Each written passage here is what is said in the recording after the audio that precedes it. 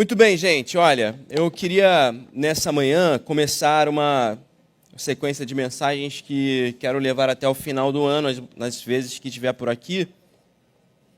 Eu tenho pensado, estudado sobre virtudes, sobre aquilo que o Evangelho propõe para que nós sejamos. Vou começar falando a partir do que falei ontem aqui no culto da nova geração. Acho que o texto que mais me remete ao projeto de Jesus para seus discípulos, a vez que Jesus deixa muito evidente aquilo que ele deseja que sejamos, ou aquilo que ele vê que a obra dele faria em nós, é o texto de Atos capítulo 1, verso 8, que da boca de Jesus, antes de ser assunto aos céus, vem a expressão: e recebereis poder para que sejam minhas testemunhas. Ali, numa última conversa, pelo menos a última conversa relatada, já não nos evangelhos, mas no livro de Atos, que dá um pontapé na história da igreja, há uma conversa com os discípulos. Eles estão querendo saber o sinal dos tempos, né, o ritmo que as coisas vão acontecer, quando que Israel será restaurado, e Jesus dá uma resposta a eles: olha, não compete a vocês saberem os tempos, vocês estão preocupados com coisa que não é da patente de vocês, então o que vocês precisam saber é isso aqui: vocês vão receber poderes para que sejam. E fica muito evidente para mim que a ideia do Evangelho é nos tornar alguém.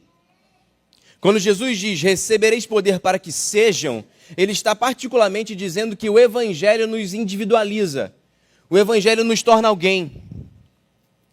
Recebereis poder para que sejam. Não é recebereis poder para que tenham poder para serem grande igreja, para que sejam presidentes, deputados, vereadores, para que sejam a supremacia da sociedade, para que sejam a nação diferente das outras, para que tenham uma particularidade e que tenham reconhecimento. Não.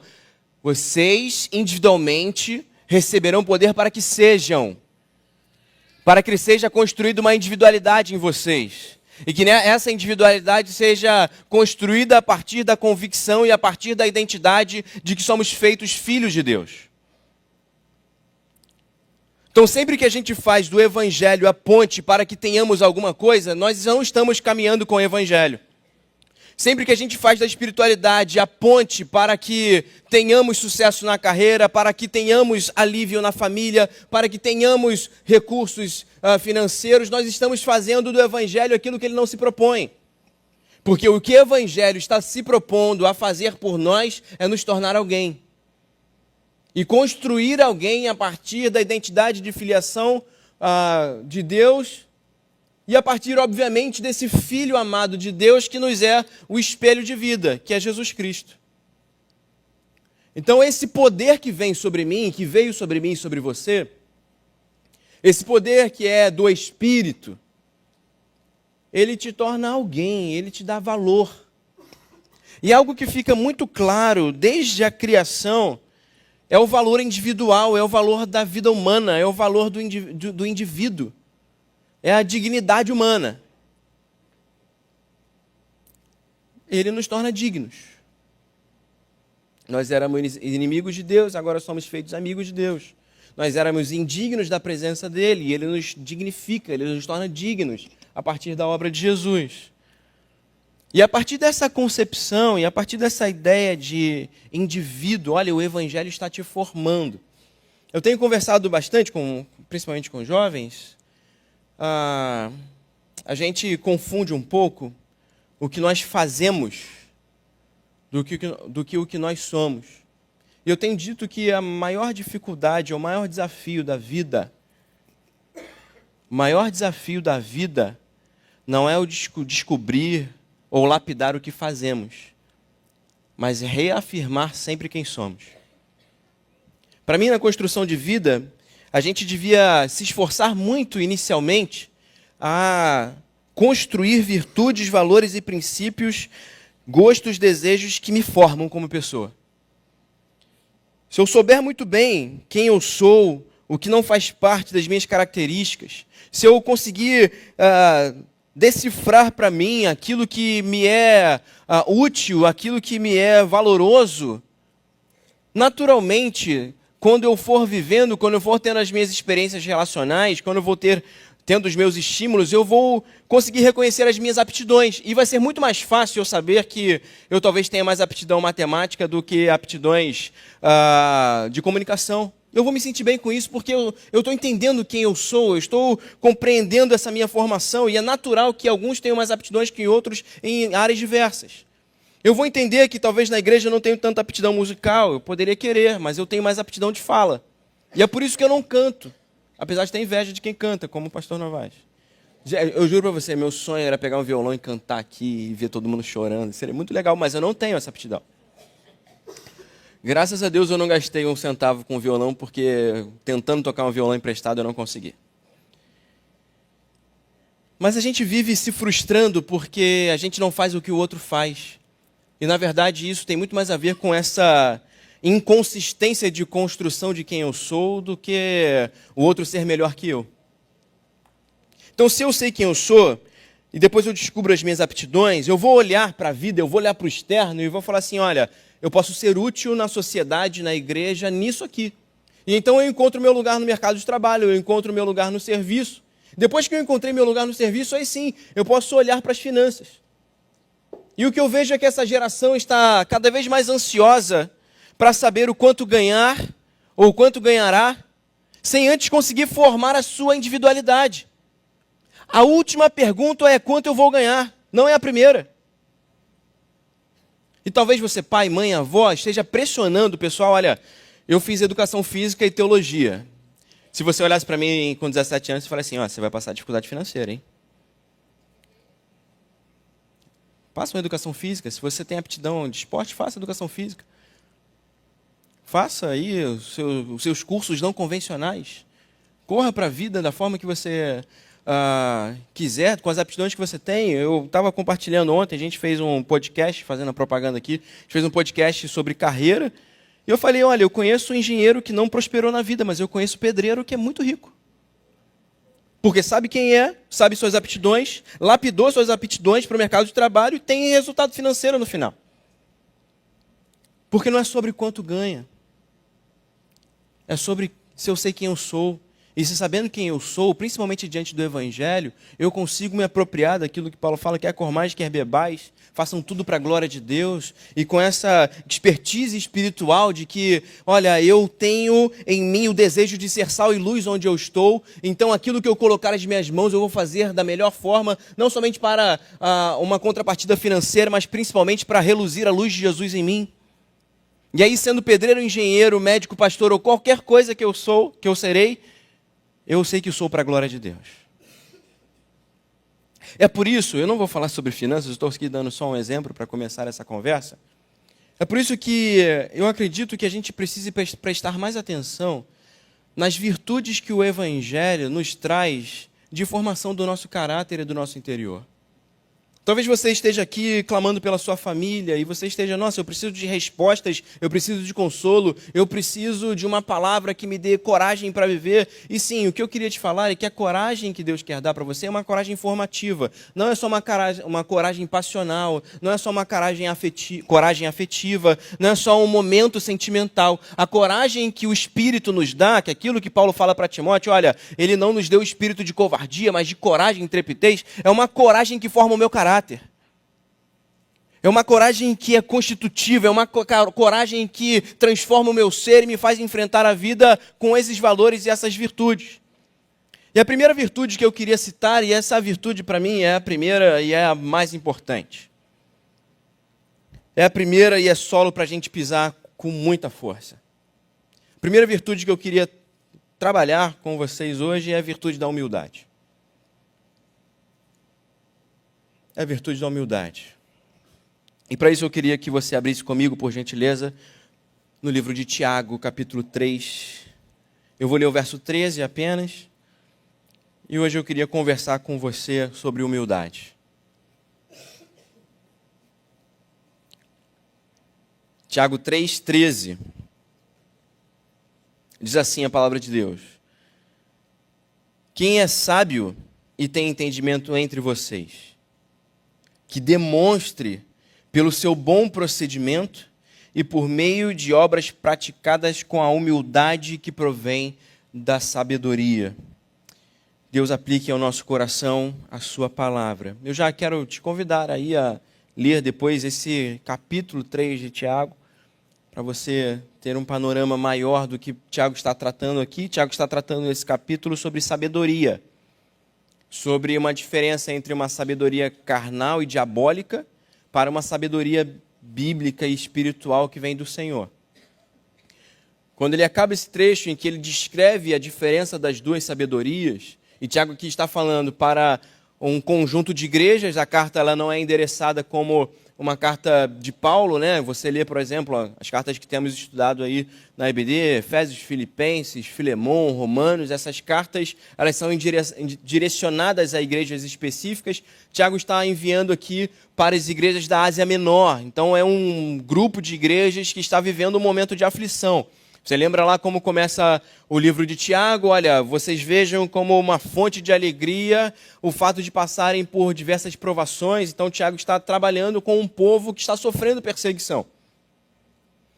E mesmo sofrendo perseguição, esse povo tem atitudes controversas. Tiago fala sobre uma comunidade que dá preferência para pessoas mais ricas em detrimento de pessoas mais pobres, que separa os assentos da frente, ou os melhores lugares para aqueles que têm maiores posses, em detrimento de pessoas que não têm tantas posses ficarem sem lugar na comunidade. Então, Tiago chama a atenção disso como uma atitude anti-espiritual, anti-evangelho. E aqui no capítulo 3, Tiago começa a falar sobre a língua, sobre como é difícil controlar a língua, sobre como é difícil a gente controlar a fala. Ele diz, olha, um leme é capaz de controlar um navio, mas o ser humano não é capaz de controlar a língua. E aí, para falar sobre a língua, ele fala sobre sabedoria.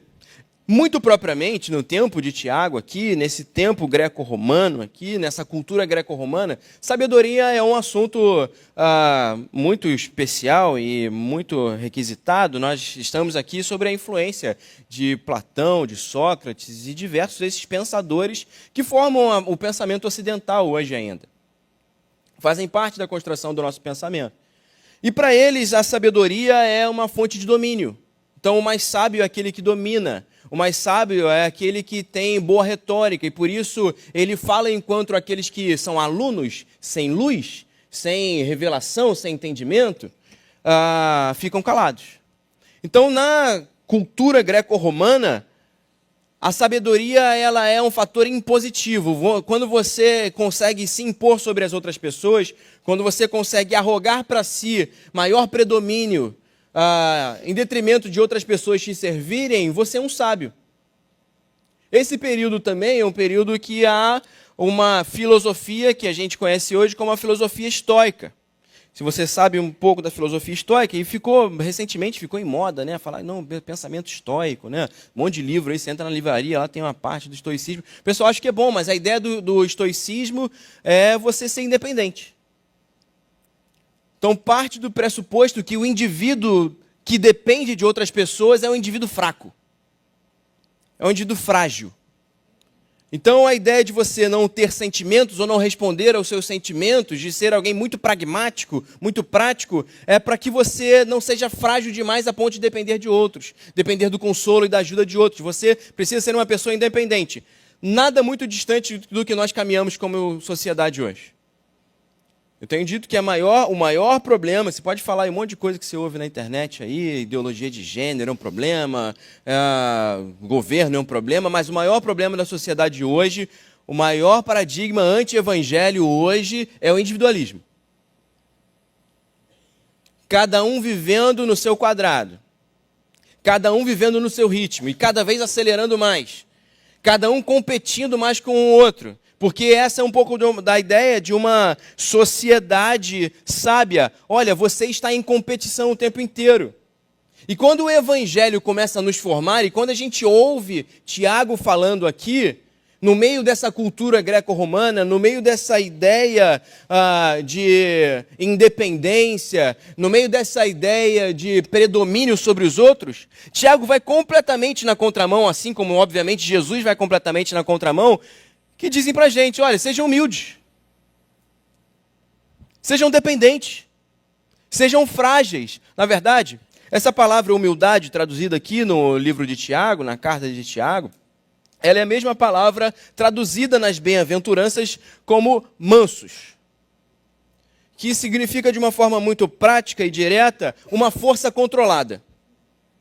O manso é alguém que sabe de si, que sabe das suas potencialidades, que sabe dos seus valores, que tem conhecimento das suas virtudes, que sabe que tem sim capacidades, mas que controla isso no convívio social. Tem capacidade de deixar o outro falar. Tem capacidade de deixar o outro se expressar. Tem capacidade de deixar o outro liderar. Tem capacidade de, como a gente ouve em Romanos, deixar o outro ter honra maior do que a gente. Então a humildade, em resumo, é isso. Olha, eu saber das minhas capacidades, mas saber que em sociedade outros podem me abençoar também. E eu controlo isso. Eu controlo as minhas potencialidades. Eu controlo os meus impulsos para que haja convívio social e assim haja harmonia. E todos se sintam úteis e todos sejam abençoados igualmente. Então, quando o Tiago está chamando aqui essas igrejas a praticarem obras, serem sábios ou serem inteligentes, porque essa é a pergunta retórica, ou para mim uma pergunta debochada de Tiago, olha, quem é sábio e tem entendimento entre vocês? Você se acha sábio? Você se acha muito sábio porque você gosta de predominar sobre os outros? Você se acha sábio porque você quer que todo mundo te sirva? Você se acha sábio porque você se acha melhor que todo mundo? Você se acha sábio, você se acha inteligente, você se acha o cara, você se acha a mulher porque as pessoas têm medo de você? Na linguagem de Tiago você não passa de um ignorante. Para o Evangelho, você não entendeu nada. Para o Evangelho você continua com a cabeça quadrada. Para o Evangelho, quem é sábio é humilde. Quem é sábio não se coloca acima dos outros. Quem é sábio cumprimenta o porteiro e o presidente. Quem é sábio vê todo mundo como todo mundo.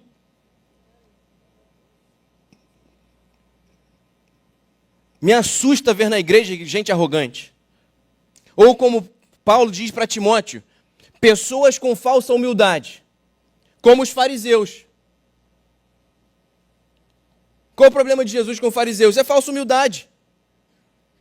É espiritualidade externa, mas por dentro falando, olha, ainda bem que eu não sou como aquele publicano ali, que é pecador, ainda bem que eu não sou como aquela prostituta, ainda bem que eu não sou como aquele leproso, ainda bem que esses são para trás de mim. Porque a falsa humildade é uma espiritualidade que não constrói virtudes, é uma espiritualidade que só se demonstra por meio de fantoches. Espiritualidade verdadeira nos transforma em pessoas humildes. Evangelho transforma um coração arrogante em um coração humilde. Eu queria, de uma forma prática aqui, te ajudar a refletir na sua vida e trazer 3 formas em que a humildade se aplica, para mim, de uma forma muito clara na Bíblia. Primeiro, tem a humildade intelectual. Quando eu olho, por exemplo, para a história de Jó, Jó claramente é um homem sábio e dotado de recursos. Ele administra bem seus recursos, ele é alguém que as pessoas da região procuram para obter conselhos. Ele é alguém que tem recursos, ele tem gado, ele tem terras, ele tem propriedade. Ele tem uma família bem constituída, ele tem filhos bem direcionados. Possivelmente Jó é um cara intelectual, é um homem bem visto, é um homem referencial na sociedade. Esse é o capítulo 1 de Jó. Mas no capítulo 42, Jó nos revela o seguinte: falei de coisas que não sabia. Coisas grandiosas demais que eu não conseguiria entender. O que Jó descobre no meio do seu percurso intelectual, naqueles 38 capítulos em que há diversas falas dele, diversas conversas ali com aqueles amigos, é que tudo aquilo que ele sabia era pouco demais. Todo conhecimento que se traduziu de alguma forma muito benéfica para ele, para a sua família, ainda diante do conhecimento de Deus e diante daquilo que Deus pode fazer, e é exatamente isso que Deus ensina a Jó. Jó, onde você estava quando eu coloquei os limites do mar? Jó, onde você estava quando eu separei o céu e a terra? Você não tem propriedade intelectual porque você não estava aqui desde o início. Não foi você que criou, não foi você que planejou, não foi você que construiu isso tudo. Você é pequeno demais. Você pode ter diversos recursos intelectuais, você pode ter sabedoria, você pode ter formação, você pode ter muita coisa boa, você pode ter conhecimento bíblico, você pode ganhar na esgrima bíblica. Mas o seu conhecimento ainda é pequeno. Você ainda continua um ser humano limitado. O maior desafio nosso, nessa humildade, que é diferente de pessoas que se veem numa sociedade em competição, mas que veem todo o seu desejo de crescimento. E aqui, para deixar bem claro, não é que a gente não tenha que ter desejo de crescer intelectualmente, mas é que quanto mais, e eu acho que isso acontece com todo mundo que estuda, quanto mais eu estudo, mais eu vejo que sou ignorante. E quanto mais eu estudo, mais necessariamente eu preciso ser humilde, porque eu vejo que, além de tudo, tem pessoas que sabem muito mais que eu e ainda existe muita coisa que essas pessoas precisam descobrir também. Por isso, para mim, não tem como eu usar meu conhecimento bíblico para me empoderar diante de outras pessoas. Para falar que outras pessoas não têm fala na igreja, para dizer que outras pessoas não podem servir ao Senhor. Não tem como eu usar das minhas formações ou das minhas aptidões como um objeto de injustiça nas relações. Porque a sabedoria bíblica, humilde, de quem está crescendo em conhecimento, e aqui, se você puder fazer isso, eu acho que seria muito legal para você. O que é crescimento em conhecimento bíblico para mim? O que para mim faz eu ter clareza de que eu cada vez conheço mais a Bíblia? Obviamente eu tenho que ler a Bíblia, não tem como conhecer sem ler. Mas quanto mais eu sou coerente nas minhas atitudes com o que eu leio, mais eu conheço a Bíblia. Não é quanto mais eu recito versos, não é quanto mais eu discuto sobre calvinismo, arminianismo e teologia da missão integral. Não é quanto mais eu critico um pastor presbiteriano ou um pastor sei lá qual. Isso não é conhecimento. Ter conhecimento bíblico é quanto mais eu leio a Bíblia, mais eu vejo que a minha vida é coerente com aquilo que eu leio. Tiago diz isso no capítulo 2. Se você é alguém que lê a Bíblia e não a pratica, você é semelhante a alguém que olha para um espelho e logo se vai, e esquece do que viu. O que Tiago está montando a imagem, eu falei isso ontem no culto com os jovens, a imagem de Tiago é o seguinte, pensa só, você acordou hoje de manhã. Não sei se você se viu no espelho, mas certamente você se arrumou para vir. Você corrigiu as imperfeições, o cabelo estava lá, né, desarrumado e tal, as remendas, ainda bem que você não veio assim, você tomou um banho, por quê? Você se viu no espelho. Você viu que tinha imperfeições a serem corrigidas. Você viu que tinha que escovar o dente. Você não se esqueceu disso. Você se olhou no espelho e viu que precisava ser corrigido. A imagem que Tiago está montando é exatamente essa. Olha, quem lê a Bíblia e logo se vai e não reflete nela, é como alguém que acorda de manhã, não se olha no espelho, não troca de roupa e vem para a igreja. E chega aqui de sungão. Você imagina, não faça isso, querido. Mas tem um monte de crente andando de sungão e falando que é crente. Um monte de crente que vive de sungão. Anda de samba canção espiritual. Olha que benção. Porque está esquecendo de se olhar no espelho. E está esquecendo de colocar essas vestes que transformam e mostram para as pessoas quem somos. A gente que quer conhecer a Bíblia precisa ter a humildade primeiro de falar que não conhece. Olha, Senhor, eu não conheço a Tua palavra e eu quero muito estimular você que não conhece a Bíblia. Olha, não deixe... Eu aprendi isso no seminário. No seminário Betel, havia um professor que falava, olha, você que é pastor, você tem que ser a pessoa que mais conhece a Bíblia, porque você vai ser a fonte de muitas pessoas. Imagine se a fonte secar. Muitas pessoas vão secar também. E aprendi isso não como uma forma competitiva de saber e te responder às heresias que você falar. Eu aprendi isso de uma forma construtiva, para saber mais Bíblia, para poder te abençoar. Então você que hoje não conhece a Bíblia, olha, a Bíblia está aí para você, tem diversas linguagens fáceis. Se apropria disso. Queira crescer, não para competir, não para rebater, não para saber mais que os outros, mas para que humildemente você possa servir outras pessoas que, como você hoje, não sabem. Para que você possa cada vez mais ter a mente iluminada, ter esse espelho cada vez mais nítido e poder cada vez mais falar assim, olha, eu estou lendo, estou cada vez mais coerente com aquilo que leio. Eu estou lendo e cada vez mais essa palavra me veste. Cada vez essa palavra me despe de quem eu era e me veste de quem Jesus é. Cada vez mais essas virtudes que eu aprendo aqui me tornam alguém humilde e capaz de servir. Por isso tenha humildade intelectual. Humildade intelectual é isso, é reconhecer que preciso cada vez mais conhecer. E conhecendo mais, cada vez mais praticando aquilo que conheço, com o desejo de abençoar outras pessoas. Segundo lugar, tenha humildade espiritual. Paulo ensina isso muito claramente ali no capítulos 12 a 14 de 1 Coríntios. Paulo está falando de um povo que... E ele começa a carta aos Coríntios, dizendo, olha, eu agradeço a Deus que essa comunidade tem todos os dons espirituais. Olha que bênção. A comunidade tem todos os dons espirituais. O pessoal fala em línguas, o pessoal tem revelação, o pessoal tem mestres lá na comunidade, tem gente que financia, tem gente que tem dom de misericórdia, tem tudo. Só não tinha gente da imagem que eles ainda não tinham, gente da imagem, mas hoje a gente está na frente da galera de Corinto que o pessoal da imagem está aí com a gente. Mas eles não tinham amor. Um amor que, de uma forma muito clara, é formativo de pessoas que convivem em humildade. E aí Paulo tem, nesses capítulos de 12 a 14, a ideia de falar, olhem, os dons que vocês têm é para benefício comum. Porque antes de vocês terem dons, vocês são filhos de Deus. Antes de vocês terem aptidões, antes de vocês terem formado em vocês um talento que aparece mais ou menos na comunidade, na sociedade, que é mais reconhecido ou menos reconhecido na sociedade, antes de terem, vocês são filhos. E antes de terem dons, vocês são testemunhas. Porque o objetivo final dos dons é testemunhar na comunidade e para fora sobre o poder de Deus. Se seu dom espiritual é para benefício próprio, cara, usou lá fora. Vai ganhar dinheiro com isso. Usa para você.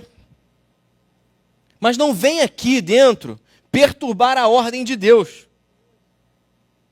Não vem aqui dentro querer fazer de você um semideus na terra. Não vem aqui você dizer que o seu dom, que o seu talento, que a sua persona é maior que as outras, porque não é.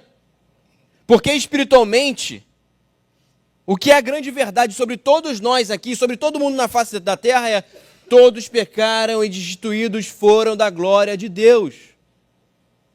Estávamos todos longe de Deus e merecedores da sua graça, separados pelo nosso pecado. Esse era o nosso estado, e quando há uma regeneração, ele não te torna pastor primeiro, diácono, presbítero, ele não te torna isso não, ele te torna filho de Deus. Porque sem ser filho de Deus, você não é pastor. Sem ser filha de Deus, você não é diaconisa. Você não é cantora, você não é dirigente de culto, você não é nada. Por isso que a gente precisa ter humildade espiritual. Essa humildade de saber do patamar que partimos. Partimos do mesmo patamar. Esse negócio de outro patamar é negócio do inimigo. O pessoal entendeu depois. Você vê que até na Bíblia fica claro isso, né? Gente, só se constrói uma comunidade forte e poderosa com humildade. Só se constrói ministério forte e poderoso com humildade. Só se constrói uma vida de arrependimento, de contrição, com humildade. As pessoas mais poderosas espiritualmente são aquelas mais contritas e que ficam ali no canto delas abençoando sem alarde. Colhem a 100 por 1, mas a glória continua da semente. Acho que o maior nosso desafio é sermos como Boaz para Ruth. Sermos, sim, cheios de capacidade, sermos cheios de recursos, mas olhar para uma viúva estrangeira e falar assim, olha, eu vou abençoar essa mulher.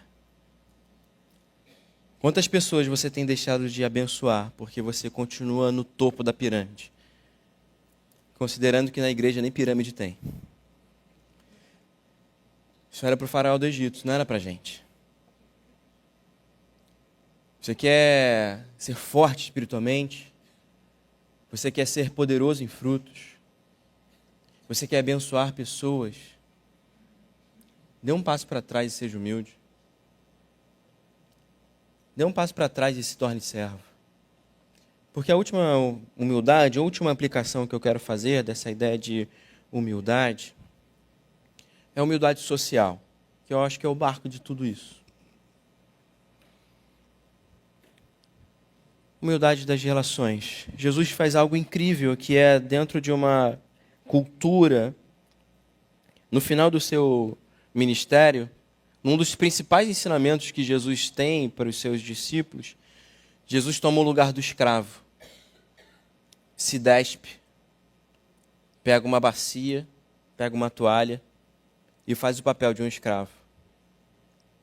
Jesus não tem problema em ser o Rei dos Reis, porque nunca deixou de ser, porque sabe quem é, está bem formado individualmente.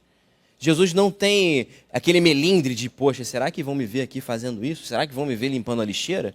Será que vão me ver aqui na cantina? Será que vão me ver suando aqui, pintando a parede? Será que vão me ver fazendo obra? Não, eu tenho que ser visto no púlpito, falando, cantando, sendo aplaudido.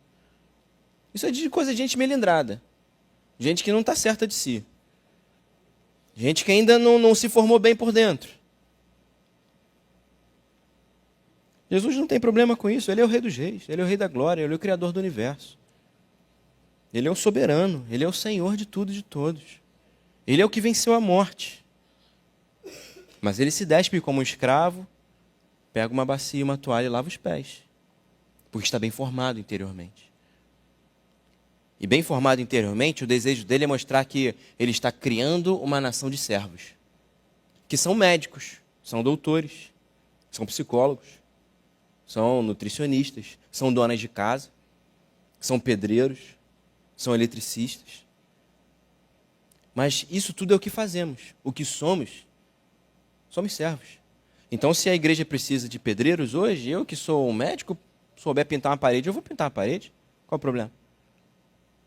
Se a gente precisa fazer uma arrumação e fazer um mutirão de limpeza, qual o problema de limpar um vaso? Se é isso que vai servir a minha comunidade. Por que buscamos os principais cargos? Por que mantemos os principais cargos? Por que aprisionamos os cargos nas nossas mãos porque com medo de outras pessoas tocarem naquilo que fazemos?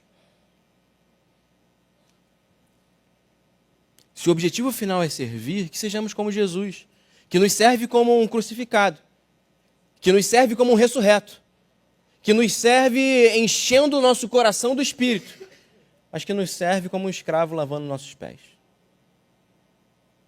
Porque o objetivo final de quem tem humildade é servir, não é ser reconhecido. O objetivo final de quem está em comunidade, de quem está em família, querendo o bem de todos, é entender quais são as necessidades e como eu posso atingir essas necessidades. O objetivo final não é manter meu posto. Isso é para o exército lá que eu estou agora, batendo continência para um monte de gente. Lá eu tenho que bater continência. Mas aqui não é um exército, gente. Deus nunca criou soldados. Deus criou servos. Gente que está olhando para as necessidades da comunidade local e para as necessidades do entorno, para as necessidades das pessoas, e está se colocando como um paradigma de solução. Senhor, eis-me aqui, envia-me a mim. Eu sou o teu servo humilde. Eu quero abençoar onde eu estiver. Eu quero que minha vida seja para o teu louvor. Eu sei que eu sou seu filho, eu sei que eu sou sua filha. E hoje sim, eu tenho meu pós-doutorado, eu sou livre docente em filosofia magnética do cume do monte do altar. Sou o bambambam disso, eu sei de tudo, mas, poxa, o que a minha casa hoje está precisando é de uma boa faxina. O que está causando rusga na minha casa hoje é uma faxina. Poxa, eu vou trazer paz para minha casa, eu vou fazer uma faxina.